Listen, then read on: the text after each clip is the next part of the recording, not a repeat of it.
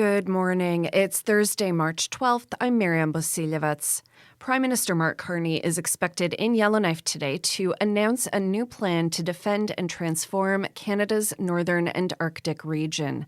While details of the announcement are not clear, officials have previously suggested it will relate to a $10 billion advance procurement notice upgrading local military capabilities.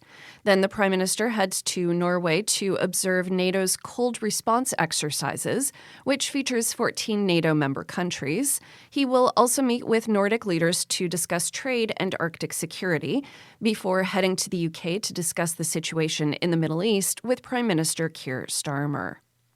A member of the military based in Yellowknife is on trial for a charge of sexual assault.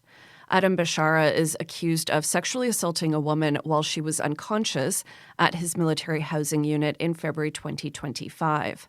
He has pleaded not guilty to the charge and is expected to testify in his defense later today. Canada's Office of the Auditor General said it is satisfied with commitments made by Housing NWT to address the office's recommendations after it issued a damning report last fall. The report found that Housing NWT did not ensure residents most in need of shelter had equitable access to public housing and did not effectively ensure the state of repair of its units. Housing NWT's president and CEO, Aaron Kelly, outlined some of the actions being taken to address the recommendations in a public hearing last week.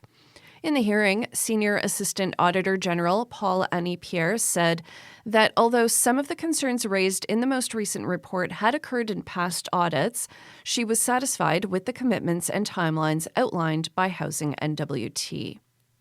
2 cases of highly pathogenic avian flu or bird flu have been detected in a pair of Yellowknife ravens. The Department of Environment and Climate Change said the H5 strain of the avian influenza detected in this instance has previously been found in Yellowknife. The territorial government described these as isolated cases, stating the risk to birds and other wildlife remains low, though added people should take precautions when handling and hunting birds. Team NT won a dramatic curling gold at the Arctic Winter Games last night. Reese Wainman's rink scored 3 to tie the final, then stole in the extra end to beat Alberta North 7-6. Cue the celebrations for Wainman and her coach, Nick Saturnino. Yeah, it was a super close game, and I'm just super happy that we pulled it together and got back for the last ends. I never had any doubt. The male curling team won bronze, and Chris Stipdonk has taken a big hop closer to legendary status at the Arctic Winter Games. The 40-year-old from Yellowknife won knuckle hop gold, setting a new world record in the process.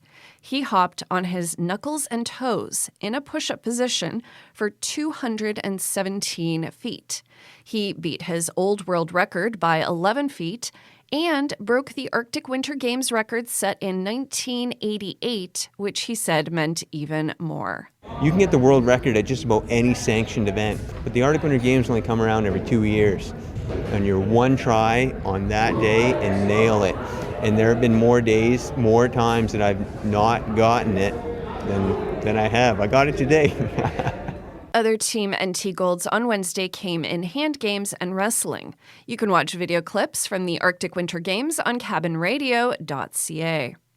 Your weather forecast for today: Yellowknife -20 with a chance of flurries. Inuvik -18 with a chance of flurries. Norman Wells -17 today with a chance of flurries. Hay River -18 with a chance of flurries. Fort Smith -20 with a chance of flurries. And Fort Simpson -16 today and mainly sunny.